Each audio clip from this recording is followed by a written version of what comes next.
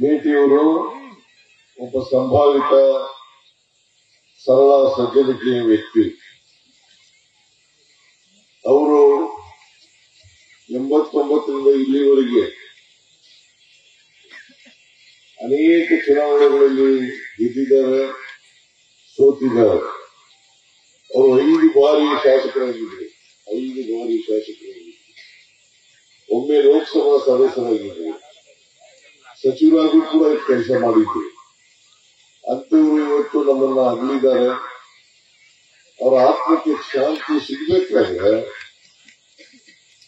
ಅವರ ಮಗ ಏನ್ ನಿಂತಿದ್ದಾರೆ ಈಗ ಅವರನ್ನ ವಿಧಾನಸಭೆಗೆ ಕಳಿಸ್ತಕ್ಕಂಥದ್ದು, ಅವರ ಸ್ಥಾನವನ್ನು ಭರ್ತಿ ಮಾಡ್ತಕ್ಕಂಥ ಕೆಲಸವನ್ನ ತಾವೆಲ್ಲರೂ ಕೂಡ ಮಾಡಬೇಕು ಅಂತಕ್ಕಂಥ ಮನವಿಯನ್ನ ಮಾಡಲಿಕ್ಕೆ ಬಯಸ್ತಾ ಇದ್ದಾರೆ. ಮೇಟಿಯವರು ಬಾಗಲಕೋಟೆಯಲ್ಲಿ 2 ಬಾರಿ ಶಾಸಕರಾಗಿದ್ದರು. ಆಮೇಲೆ ಗುಡಿಗುಡ್ಡದಲ್ಲಿ 3 ಸಾರಿ ಶಾಸಕರಾಗಿದ್ದರು. ಗುಡಿಗುಡ್ಡದಲ್ಲಿ 3 ಸಾರಿ 2008ರಲ್ಲಿ ಬದಲಾವಣೆ ಆಯಿತು. ಅಲ್ಲಿಂದ ಈಚೆಗೆ ಅವರು ಅನೇಕ ಸಾರಿ ಶಾಸಕರಾಗಿ ನಿಮ್ಮ ಒಡನಾಟವನ್ನ ದೊಡ್ಡದಾಗಿ ಮಾಡಿಕೊಂಡಿದ್ದೀವಿ. ಈ ಒಡನಾಟ ಮಾಡಿಕೊಂಡಿರೋದು ಅಂತಂದ್ರೆ ಜನಪ್ರತಿನಿಧಿಯಾದವರು ಜನರ ಬಗ್ಗೆ ಕಾಳಜಿಯನ್ನ ಇಟ್ಟುಕೊಂಡಿರಬೇಕು. ಯಾಕಂದ್ರೆ ಜನಪ್ರತಿನಿಧಿ ಅಂತಂದ್ರೆ ನಿಮ್ಮ ಪ್ರತಿನಿಧಿಯನ್ನು ನೀವು ವಿಧಾನಸಭೆಗೆ ಕಳಿಸಿದ್ದೀರಿ. ನಿಮ್ಮ ಪರವಾಗಿ ಮಾತನಾಡಲಿಕ್ಕೆ, ಈ ಕ್ಷೇತ್ರವನ್ನು ಅಭಿವೃದ್ಧಿ ಮಾಡಲಿಕ್ಕೆ ಕಳಿಸಿರ್ತಕ್ಕಂಥದ್ದು ಅನ್ನೋದನ್ನ ತಾವು ಎಲ್ಲರೂ ಕೂಡ ತಿಳ್ಕೊಂಡಿರಿ ಅಂತಕ್ಕಂಥದ್ದು ನನ್ನ ಭಾವನೆ. ಅದರಿಂದ ಯಾರೇ ಆಗಲಿ ಪ್ರತಿನಿಧಿಯಾಗೋದು ಜನಪರವಾಗಿರ್ಬೇಕು, ಜನರ ಕಷ್ಟ ಸುಖಗಳನ್ನ ಆಲಿಸ್ತಕ್ಕಂಥ ಪ್ರಯತ್ನವನ್ನ ಮಾಡಬೇಕು ಅಂತಕ್ಕಂಥ ಮಾತುಗಳನ್ನ ಈ ಸಂದರ್ಭದಲ್ಲಿ ಹೇಳಲಿಕ್ಕೆ ಬಯಸ್ತಾ ಇದ್ದೇನೆ. ಮೇಟಿಯವರು ಅವರು ಯಾವತ್ತೂ ಕೂಡ ಎಲ್ಲ ಜನರು ಬೇಕಾದಂತ ವ್ಯಕ್ತಿಯಾಗಿದ್ದರು. ಯಾವತ್ತೂ ಕೂಡ ಜಾತಿ ಮಾಡಿರಲಿಲ್ಲ, ಧರ್ಮ ಮಾಡಿರಲಿಲ್ಲ. ಅವರು ಅತ್ಯಂತ ಎಲ್ಲ ಜನರನ್ನು ಕೂಡ ಪ್ರೀತಿಸ್ತಾ ಇದ್ರು ಅಂತಕ್ಕಂಥ ಮಾತುಗಳನ್ನ ನಮಗೆ ತಿಳಿಸಲಿಕ್ಕೆ ಬಯಸ್ತಾ ಇದ್ದೇನೆ. ಅದರಿಂದ ಅವರ ಸ್ಥಾನದಲ್ಲಿ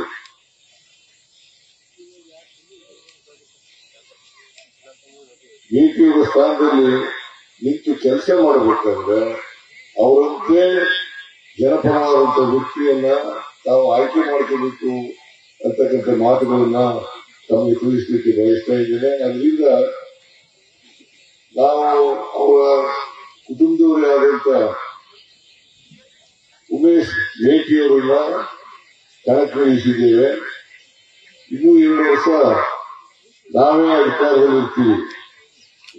ನಾನೇ ರಾಜ್ಯದ ಮುಖ್ಯಮಂತ್ರಿ.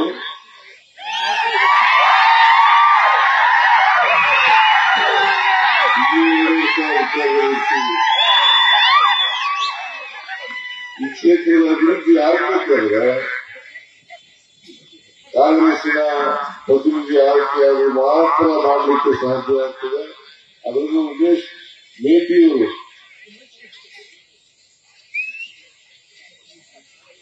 ಮೇಟಿಯವರು ಏನೇನು ಕೆಲಸಗಳನ್ನ ಮಾಡ್ತಾ ಇದ್ರು ಅವನ್ನೆಲ್ಲ ಮುಂದುವರಿಸ್ತಕ್ಕಂಥ ಕೆಲಸವನ್ನ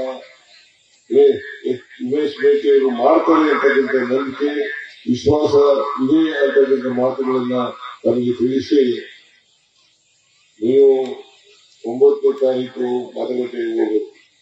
9ನೇ ತಾರೀಕು ಮತಗಟ್ಟೆಗೆ ಹೋಗಬೇಕು. ಇವರ ನಂಬರು 1 ಮೊದಲನೇ ಸ್ಥಾನದಲ್ಲಿ ಇರ್ತಕ್ಕಂಥದ್ದು. ಆ ನಮ್ಮ ಪಕ್ಷದ ಚಿಹ್ನೆ ಹಸ್ತದ ಗುರುತಿಗೆ ಮತ ಹಾಕುವ ಮೂಲಕ ನಾವೆಲ್ಲರೂ ಕೂಡ ಇವರನ್ನು ದೇಶೀಯವಾಗಿ ಮಾಡಬೇಕು ಅಂತಕ್ಕಂಥ ಮಾತುಗಳನ್ನ ಈ ಕೇಕೆ ಹಾಕಿ ನೋಡಿದ್ರೆ ನೀವೆಲ್ಲರೂ ಕೂಡ ಓಟ್ ಹಾಕ್ತೀವಿ ಅಂತಕ್ಕಂಥ ಭರವಸೆ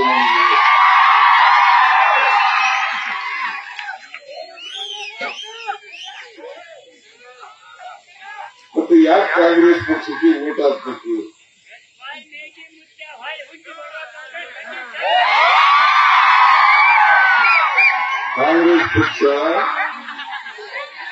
ಯಾವಾಗ ಕೂಡ ನುಡಿದಂತೆ ನಡೀತಕ್ಕಂಥ ಪಕ್ಷ. ಕೊಟ್ಟ ಮಾತನ್ನ ಉಳಿಸ್ಕೊಳ್ತಕ್ಕಂಥ ಪಕ್ಷ. ಆದ್ರೆ ಬಿಜೆಪಿಯವರು ಯಾವತ್ತೂ ಕೂಡ ಕೊಟ್ಟ ಮಾತನ್ನ ಉಳಿಸ್ಕೊಳ್ತಕ್ಕಂಥ ಪಕ್ಷ ಅಲ್ಲ. 2018ರಲ್ಲಿ 600 ಭರವಸೆಗಳನ್ನು ಕೊಟ್ಟಿದ್ರು. ಅವರು 4 ವರ್ಷ ಅಧಿಕಾರದಲ್ಲಿದ್ದರು. 2019ರಿಂದ 23ರವರೆಗೆ ಅವರು 2018ರ ಭರವಸೆಗಳನ್ನು ಈಡೇರಿಸಿದ್ದು ಕೇವಲ 60 ಮಾತ್ರ. ಅಂದ್ರೆ 10%. 600 ಭರವಸೆಗಳಿಗೆ 10 ಭರವಸೆಗಳನ್ನು ಈಡೇರಿಸತಕ್ಕಂಥ ಕೆಲಸವನ್ನು ಮಾಡಿದ್ರು. ನಾವು ಕಾಂಗ್ರೆಸ್, ನಾನು ಹಿಂದೆ 2013ರಿಂದ 2017 ಮುಖ್ಯಮಂತ್ರಿಯಾಗಿರುವಾಗ 165 ಭರವಸೆಗಳನ್ನು ಕೊಟ್ಟಿದೆ. ಕಾಂಗ್ರೆಸ್ ಪಕ್ಷ 165 ಭರವಸೆಗಳನ್ನು ತನ್ನ ಪ್ರಣಾಳಿಕೆಯಲ್ಲಿ ಕೊಟ್ಟಿದೆ. ನಾವು 5 ವರ್ಷಗಳಲ್ಲಿ ಈಡೇರಿಸಿದ್ದು 158.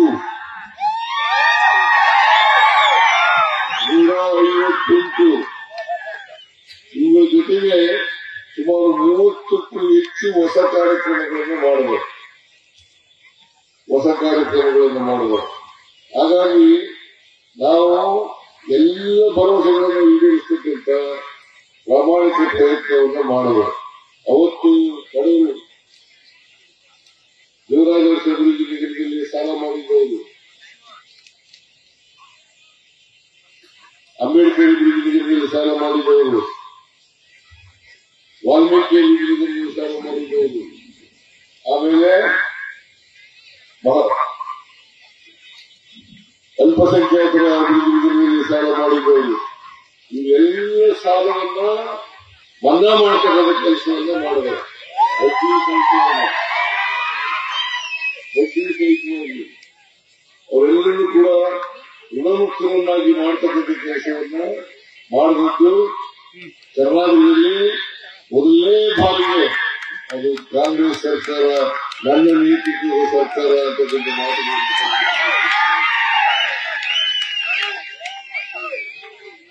ಈ ಬಾರಿ ಅಧಿಕಾರಕ್ಕೆ ಬಂದಾಗ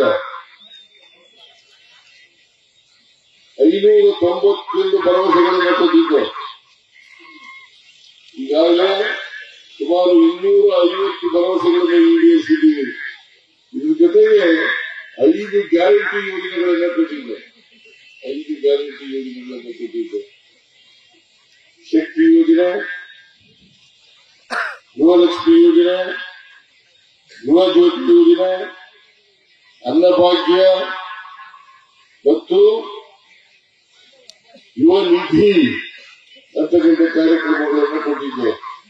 ನಾವು ಅಧಿಕಾರಕ್ಕೆ ಬಂದದ್ದು ಮೇ 20ನೇ ತಾರೀಕು. ನೇರವಾಗಿ ಪ್ರಮಾಣ ವಚನ ಬರೆದ ಮೇಲೆ ನಾನು ಕ್ಯಾಬಿನೆಟ್ ಹೋಗಿ ಕ್ಯಾಬಿನೆಟ್ ನಲ್ಲಿ ತೀರ್ಮಾನ ಮಾಡುವ ಶಕ್ತಿ ಯೋಜನೆಯನ್ನು ಜಾರಿ ಕೊಡ್ತಕ್ಕಂಥ ತೀರ್ಮಾನವನ್ನು ಮಾಡಬಹುದು. ಅಷ್ಟು ಜೊತೆಗೆ 5 ಗ್ಯಾರಂಟಿ ಯೋಜನೆಗಳನ್ನು ಕೂಡ ಒಂದೇ ವರ್ಷದಲ್ಲಿ ಮಾಡಬೇಕು ಅಂತಕ್ಕಂಥ ಕೆಲಸವನ್ನು ತೀರ್ಮಾನವನ್ನು ಮಾಡಬಹುದು. ಜೂನ್ ತಿಂಗಳಲ್ಲಿ ಶಕ್ತಿ ಯೋಜನೆ, ಜುಲೈ ತಿಂಗಳಲ್ಲಿ ಗೃಹಲಕ್ಷ್ಮಿ, ಗೃಹ ಜ್ಯೋತಿ ಯೋಜನೆ, ಆಮೇಲೆ ಆಗಸ್ಟ್ ತಿಂಗಳಲ್ಲಿ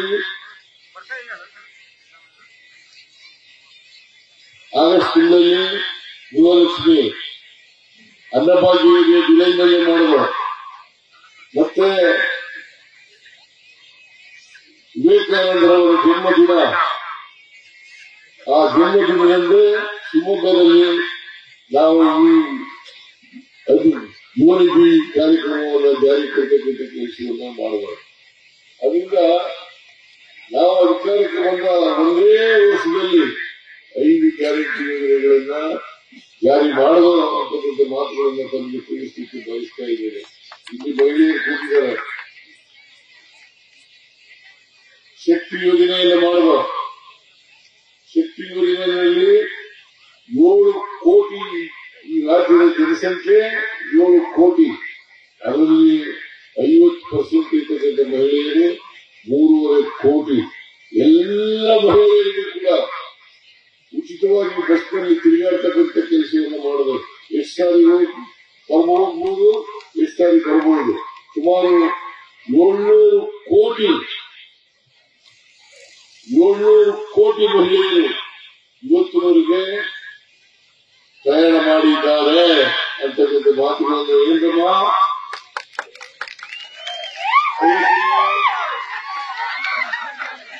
700 ಕೋಟಿ ಮಹಿಳೆಯರು ಇವತ್ತಿನವರೆಗೆ ಪ್ರಯಾಣ ಮಾಡಿದ್ದಾರೆ. ಆಮೇಲೆ 1,26,00,000 1,26,00,000 ಮಹಿಳೆಯರಿಗೆ ಮಹಿಳಾ ಯಜಮಾನಿಗೆ ಒಂದು ತಿಂಗಳಿಗೆ 2,000 ರೂಪಾಯಿಗಳನ್ನ ಕೊಡ್ತಕ್ಕಂಥ ಕೆಲಸವನ್ನು ಮಾಡಬೇಕು. ಕೊಡ್ತಾ ಇದೀವೇ ಇಲ್ಲ?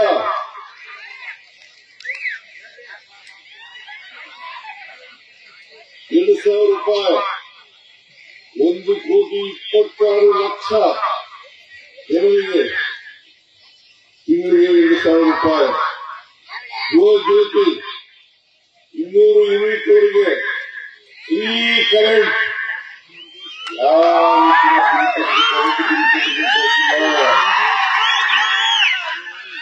ಕೆಡ್ತಾ ಇದ್ದೀರಾ? ನೀನ್ ಕೆಡ್ತಾ ಇದೀಯಾ? ಕೆಡ್ತಾ ಇಲ್ಲ. ಮತ್ತೆ ಯಾವ ಪಾರ್ಟಿ ಓಟ್ ಹಾಕ್ಬೇಕು ನೀನು? ನೀನ್ ಹಾಕ್ತೀಯಪ್ಪ, ನೀರವ್ರಿಗೆ ಹೇಳ್ಬೇಕು. 200 ಯೂನಿಟ್ ವರೆಗೆ ಫ್ರೀ. ಸುಮಾರು 190 ಜನರು ಯಾರು ಕೂಡ ಕರೆಂಟ್ ಬಿಲ್ ಕಟ್ಟಾಗಿಲ್ಲ. ಅದ್ರ ಜೊತೆಗೆ ಅನ್ನಭಾಗ್ಯ ಕಾರ್ಯಕ್ರಮ 5 ಕೆಜಿ ಅಕ್ಕಿಯನ್ನ ನಾನು ಹಿಂದೆ ಇದ್ದಾಗಲೇ ಫ್ರೀಯಾಗಿ ಕೊಡ್ತಾ ಇದ್ದೆ. ಅದನ್ನು ಮುಂದುವರಿಸತಕ್ಕಂಥ ಕೆಲಸವನ್ನ ನರೇಂದ್ರ ಮೋದಿ ಅವರು ಮಾಡಿದರು. ಈ ಫುಡ್ ಸೆಕ್ಯೂರಿಟಿ ಹಾಕೊಂಡವ್ರು ಯಾರು ಗೊತ್ತೇ ನಿಮಗೆ? ಫುಡ್ ಸೆಕ್ಯೂರಿಟಿ ಆಗ್ತಕ್ಕಂಥವರು ಮನಮೋಹನ್ ಸಿಂಗ್ ಅವರು, ನರೇಂದ್ರ ಮೋದಿಯವರಲ್ಲ. ಫುಡ್ ಸೆಕ್ಯೂರಿಟಿ ಆಗ್ತಕ್ಕಂಥವರು ಇದನ್ನ ಮುಂದುವರಿಸಿದ್ರು ಅಷ್ಟೇ. ಆದ್ರೆ ಈ ಸಾರಿ ನಾನು ಅಧಿಕಾರಕ್ಕೆ ಬಂದ್ಮೇಲೆ, ನಮ್ಮ ಪಕ್ಷ ಅಧಿಕಾರಕ್ಕೆ ಬಂದ್ಮೇಲೆ ಮತ್ತೆ 5 ಕೆಜಿ ಅಕ್ಕಿಯನ್ನ ಕೊಡ್ತೇನೆ ಅಂತೇಳಿ ನಾವು ಭರವಸೆಯನ್ನು ಕೊಟ್ಟಿದ್ದ. ಆದ್ರೆ ಅಕ್ಕಿ ಸಿಕ್ಕಿಲ್ಲ. ಅಕ್ಕಿ ಸಿಕ್ಕದೇ ಇದ್ದರಿಂದ ಅದಕ್ಕೆ ತಗತಕ್ಕಂಥ ಹಣವನ್ನ ಎಲ್ರಿಗೂ ಕೂಡ ಕೊಡ್ತಕ್ಕಂಥ ಕೆಲಸವನ್ನು ಮಾಡಿದ್ರು. ಯಾರ್ಯಾರು ಬಡತನದ ರೇಖೆಯಿಂದ ಕೆಳಗಡೆ ಇದ್ದಾರೆ ಅವರೆಲ್ಲರಿಗೂ ಕೂಡ ಅಕ್ಕಿಯನ್ನು ಕೊಡ್ತಕ್ಕಂಥ ಕೆಲಸವನ್ನು ಮಾಡಬಹುದು, ಅಲ್ಲ ಹಣವನ್ನ ಕೊಡ್ತಕ್ಕಂಥ ಕೆಲಸವನ್ನು ಮಾಡಬಹುದು. ಅದ್ರ ಜೊತೆಗೆ ಯಾರು ಗ್ರಾಜುಯೇಟ್ಸ್ ಇದ್ದಾರೆ, ಯಾರು ಡಿಪ್ಲೊಮಾ ಓದಿಸಿದ್ದಾರೆ, ಅವರೆಲ್ಲರಿಗೂ ಕೂಡ ಯುವ ನಿಧಿ ಕಾರ್ಯಕ್ರಮದಲ್ಲಿ ಭತ್ಯವನ್ನು ಕೊಡ್ತಕ್ಕಂಥ ಕೆಲಸವನ್ನು ಮಾಡಬಹುದು. ಅದರಿಂದ ಈ 5 ಗ್ಯಾರಂಟಿ ಯೋಜನೆಗಳನ್ನ ಜಾರಿ ಮಾಡಿದ್ದೀವಿ ಇಲ್ಲ? ಮನಮೋಹನ್ ಸಿಂಗ್ ಅವರು ಒಂದು ಕಾರ್ಯಕ್ರಮ ಮಾಡಿದ್ರು. ಅದು ಏನಪ್ಪಾ ಅಂತಂದ್ರೆ food for right to work ಅದನ್ನು ಮಾಡಿದ್ರು. ಅದನ್ನ ಈಗ ರದ್ದು ಮಾಡಿದ್ದಾರೆ. ಮನ್ರೇಗಾ ಮಹಾತ್ಮ ಗಾಂಧಿ ಉದ್ಯೋಗ ಖಾತ್ರಿ ಯೋಜನೆ ಅದನ್ನ ರದ್ದು ಮಾಡಿದ್ದಾರೆ. ಯಾರು ಮಾಡಿರೋದು?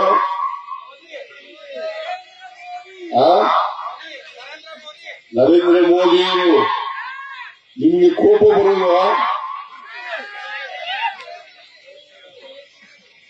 ಅದರಲ್ಲಿ ಹೆಚ್ಚಾಗಿ ಮಹಿಳೆಯರು ಕೆಲಸ ಮಾಡ್ತಾ ಇದ್ರು, ದಲಿತರು ಕೆಲಸ ಮಾಡ್ತಾ ಇದ್ರು, ಪರಿಶಿಷ್ಟ ಜಾತಿ ಪರಿಶಿಷ್ಟ ವರ್ಗದವರು ಕೆಲಸ ಮಾಡ್ತಾ ಇದ್ರು, ಅಲ್ಪಸಂಖ್ಯಾತರು ಕೆಲಸ ಮಾಡ್ತಾ ಮಾಡಿದ್ರು. ಈಗ ಕಾನೂನು ಮಾಡಿರ್ತಕ್ಕಂಥದ್ದು ವಿಬಿಜಿ ರಾಮ್ಜಿ ಗ್ರಾಮೀಣ ಅಂತ ಕಾಯ್ದೆಯನ್ನು ಮಾಡಿದ್ದಾರೆ. ಮಂತ್ರಿಗಳ ಬದಲಿಗೆ ವಿಬಿಜಿ ರಾಮ್ಜಿ ಅಂತಕ್ಕಂಥ ಕಾಯ್ದೆಯನ್ನು ಮಾಡಿದ್ದಾರೆ. ಈ ಕಾಯ್ದೆ ಪಾಸ್ ಮಾಡಿದ್ದಾರೆ. ಇನ್ನೂ ಆದೇಶ ಬಂದಿಲ್ಲ, ಜಾರಿ ಮಾಡ್ತಕ್ಕಂಥ ಆದೇಶ ಬಂದಿಲ್ಲ. ನಾವು ವಿರೋಧ ಮಾಡಿದ್ದೀವಿ, ಪ್ರತಿಭಟನೆ ಮಾಡಿದ್ದೀವಿ. ಕಾರಣ ಯಾಕಪ್ಪ ಅಂತಂದ್ರೆ ಹಳ್ಳಿಗಾಡಿನ ಜನರಿಗೆ ಉದ್ಯೋಗ ಕೊಡ್ತಕ್ಕಂಥ ಕಾನೂನನ್ನ ಕಸ್ಕೊಂಡಿದ್ದಾರೆ, ರಿಪೀಲ್ ಮಾಡಿದ್ದಾರೆ. ಅದಕ್ಕೋಸ್ಕರ ನಾವು ಪ್ರತಿಭಟನೆಯನ್ನು ಮಾಡಿದ್ದೀವಿ.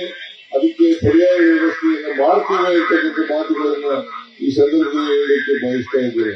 ಅದರಿಂದ ನಿಮ್ಮ ಕೆಲಸವನ್ನು ಕಿತ್ಕೊಂಡಂತ ಬಿಜೆಪಿ ಸರ್ಕಾರ, ಕೇಂದ್ರ ಸರ್ಕಾರ, ಅವರು ಯಾವ ಕಾರಣಕ್ಕೂ ಕೂಡ ಗೆಲ್ಲಬಾರದು, ಬಿಜೆಪಿ ಗೆಲ್ಲಬಾರದು. ಗೆಲ್ಲಿಸ್ತೀರಾ? ಅವರು ಅಧಿಕಾರದಲ್ಲಿದ್ದು 2019 ಏನಾದ್ರು ಕೆಲಸ ಮಾಡಿದ್ದಾರ?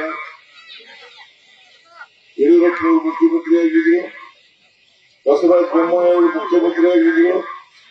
4 ವರ್ಷಗಳ ಕಾಲ ಮುಖ್ಯಮಂತ್ರಿಗಳಾಗಿ ಈ ರಾಜ್ಯವನ್ನು ಲೂಟಿ ಹೊಡಿತಕ್ಕಂಥ ಕೆಲಸ ಮಾಡಿದ್ರು ಹೊರತು ಅಭಿವೃದ್ಧಿ ಕೆಲಸಗಳನ್ನ ಮಾಡಲಿಲ್ಲ. ಅಪ್ಪರ್ ಕೃಷ್ಣ ನಿಮ್ಮ ಜೀವನ ಅಪ್ಪರ್ ಕೃಷ್ಣ ಪ್ರಾಜೆಕ್ಟ್ ಅಲ್ಲ, ಅಪ್ಪರ್ ಕೃಷ್ಣ ಪ್ರಾಜೆಕ್ಟ್ ಭೂಮಿ ಕೊಟ್ಟಿದ್ದಾರಲ್ಲ, ಅವ್ರಿಗೆ ಪರಿಹಾರ ಕೊಟ್ರ? 4 ವರ್ಷ ಏನ್ ಮಾಡ್ತಾ ಇದ್ದಾರೆ?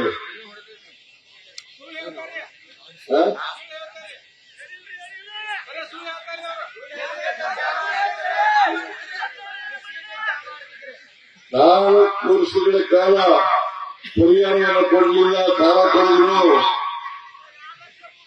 ನಾವು ನಮ್ಮ ಸರ್ಕಾರ ಎಲ್ಲ ಶಾಸಕರ ಜೊತೆಯಲ್ಲಿ, ಜಿಲ್ಲಾ ಮಂತ್ರಿ ಜೊತೆಯಲ್ಲಿ ಮಾತನಾಡಿ, ರೈತ ಪ್ರತಿನಿಧಿಗಳ ಜೊತೆ ಮಾತನಾಡಿ ಇವತ್ತು ಅದಕ್ಕೆ ಪರಿಹಾರವನ್ನ ಕಂಡುಕೊಳ್ತಕ್ಕಂಥ ಕೆಲಸವನ್ನ ಮಾಡಿದ್ದೇವೆ. ಮಾಡಿದ್ದೀವೋ ಇಲ್ಲ?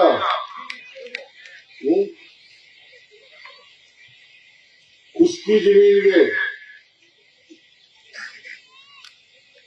ಜಮೀನಿಗೆ ಒಳಭೂಮಿಗೆ 30 ಲಕ್ಷ ರೂಪಾಯಿಗಳನ್ನು ಪರಿಹಾರವಾಗಿ ಕೊಡ್ತಕ್ಕಂಥದ್ದು.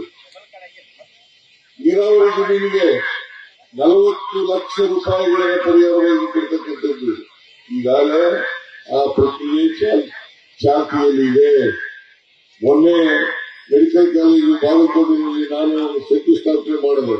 ಆ ಶಂಕುಸ್ಥಾಪನೆ ಮಾಡಿದಾಗ ಅನೇಕ ರೈತರಿಗೆ ಚೆಕ್ಗಳನ್ನು ಕೊಡೋದ್ರ ಮೂಲಕ ತಾನು ಪರಿಹಾರ ಕೊಡ್ತಕ್ಕಂಥ ಕೆಲಸವನ್ನು ಮಾಡಿದೆ. ಬಿಜೆಪಿಯವರು ಹೇಳ್ತಾರೆ ಅವರು ಮಾಡಲಿಲ್ಲ, ಈಗ ದುಡ್ಡಿಟ್ಟಿಲ್ಲ ನೀವು ಅಂತಕ್ಕಂಥ ಮಾತುಗಳನ್ನು ಹೇಳ್ತಾರೆ. ನಾನು ಈ ಬಜೆಟ್ ನಲ್ಲಿ 3,000 ಕೋಟಿ ರೂಪಾಯಿಗಳನ್ನು ಇಟ್ಟಿದ್ದೇನೆ.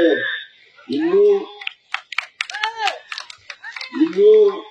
ಹೆಚ್ಚು ಹಣವನ್ನ ಸಪ್ಲಿಮೆಂಟರಿ ಎಸ್ಟಿಮೇಟ್ಸ್ ನಲ್ಲಿ ಕೊಡ್ತೇನೆ ಅಂತಕ್ಕಂಥ ಮಾತುಗಳನ್ನ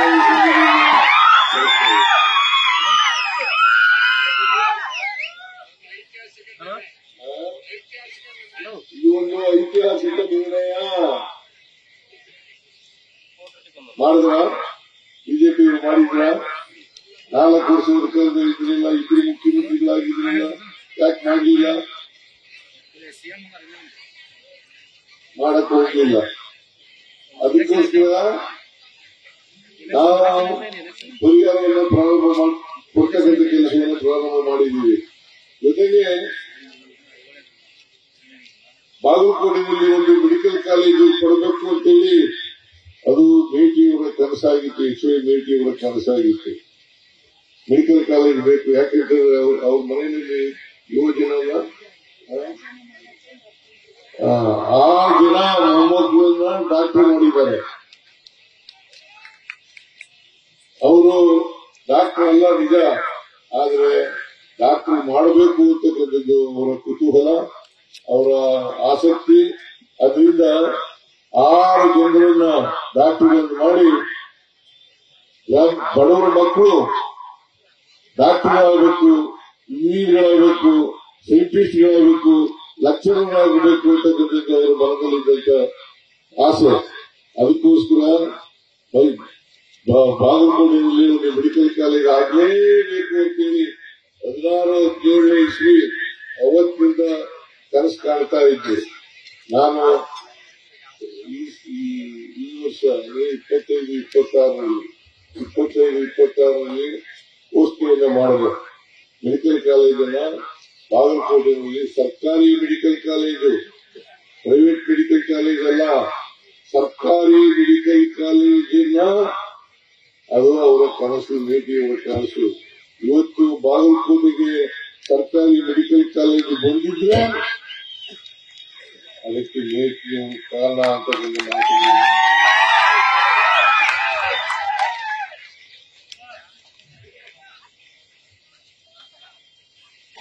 ನರೇಂದ್ರ ಮೋದಿಯವರು ಈಗಾಗಲೇ ಹೇಳಿದ್ರು, ನನ್ನ ಮುಂದೆ ಮಾತನಾಡಿದಂತ ಲೀಡರ್ಗಳೆಲ್ಲ ಹೇಳಿದ್ರು, ನರೇಂದ್ರ ಮೋದಿ ನಮ್ಮ ನೋಡಬೇಡಿ, ನರೇಂದ್ರ ಮೋದಿ ಮುಖ ನೋಡಿ ಓಟ್ ಹಾಕಿ ಅಂತ ಹೇಳಿದ್ರು.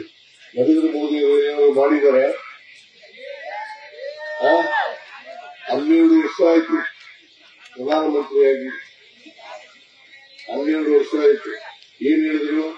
ಅಚ್ಚೇ ದಿನಾಯಗ,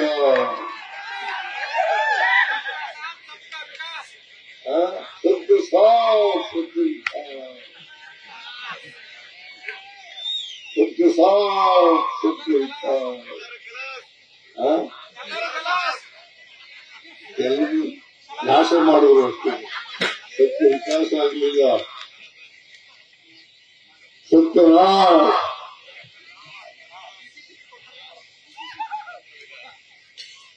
ಪ್ರತಿ ಕುಟುಂಬಕ್ಕೆ 15 ಲಕ್ಷ ರೂಪಾಯಿಗಳನ್ನು ಕೊಡ್ತೀನಿ ಅಂತ ಹೇಳಿದ್ರು. ಕೊಟ್ರ? 12 ವರ್ಷ ಆಯ್ತು. ವರ್ಷಕ್ಕೆ 2 ಕೋಟಿ ಉದ್ಯೋಗಗಳನ್ನು ಕೊಡ್ತೀವಿ ಅಂತ ಹೇಳಿದ್ರು. ಕೊಟ್ರ? ಕೊಡ್ಲಿಲ್ಲ.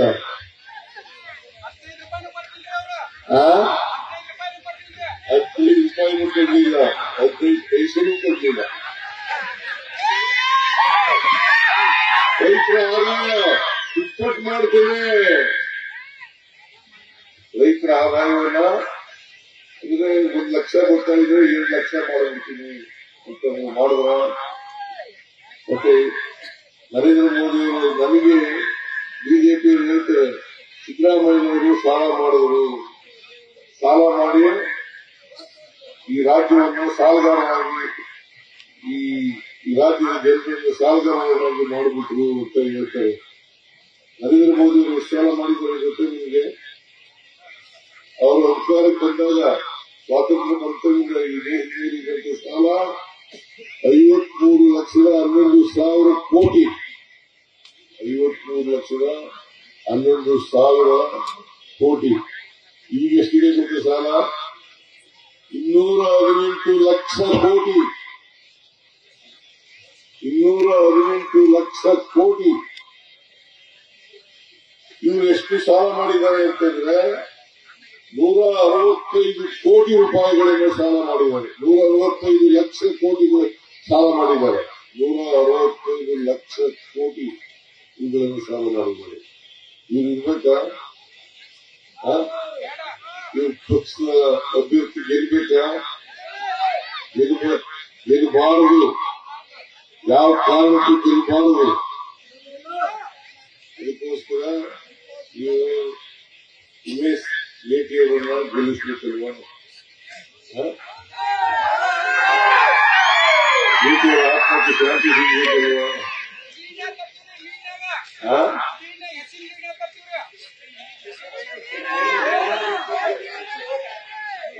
ಹೆಚ್ಚು ಬಹುಮತದಿಂದ ಗೆಲ್ಲಿಸ್ತೀವಿ. ದಯಮಾಡಿ ಆ ಕೆಲಸನ 9ನೇ ತಾರೀಕು ಮಾಡಬೇಕು. 4ನೇ ತಾರೀಕು ಕೌಂಟಿಂಗ್ ಇರಬೇಕು. 4ನೇ ತಾರೀಕು ಮೇ 4 ಕೌಂಟಿಂಗ್. ಸುಮಾರು 1 ತಿಂಗಳ ಹತ್ರ ಕೌಂಟಿಂಗ್ ಕಾಯ್ಬೇಕಾಗ್ತದೆ. ಆದ್ರೆ ಸರ್ಕಾರಕ್ಕೆ ನೀವೆಲ್ಲರೂ ಕೂಡ ಆಶೀರ್ವಾದ ಮಾಡಿ ಮತ ಹಾಕಿ ಉಮೇಶ್ ಮೇಟಿಯವರನ್ನ ವಿಧಾನಸಭೆಗೆ ಕಳಿಸಿಕೊಡ್ಬೇಕು ಅಂತೇಳಿ ನಿಮಗೆ ಅತ್ಯಂತ ಕಳಕಳಿಯಿಂದ ಪ್ರಾರ್ಥನೆಯಿಂದ ಮಾಡ್ತೇವೆ.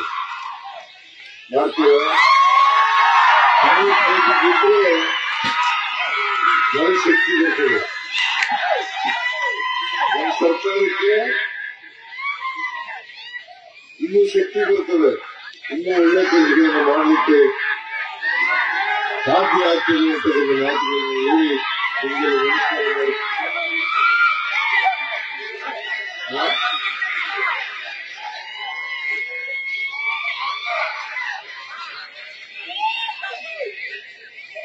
ಈಗ ಬಾಯಕಾಯಿ ಹೇಳ್ತಾ ಇದ್ದಾರೆ ಕಲಿಬಿದ್ದಲ್ಲಿ ಮುಂದಿನ ಗುಂಡಿ ಅಲ್ಲಿ ಶೌಚಾಲಯಗಳನ್ನ ಮಾಡಬೇಕು ಅಂತ ಹೇಳಿದ್ದಾರೆ. ಆ ಶೌಚಾಲಯಗಳನ್ನ ಮಾಡಿಕೊಡ್ತೇನೆ ಅಂತ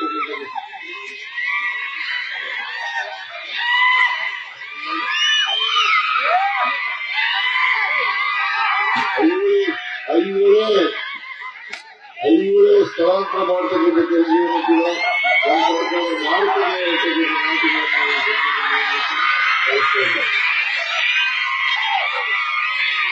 ನಮಸ್ಕಾರ. ಜೈ ಹಿಂದ್, ಜೈ ಕರ್ನಾಟಕ.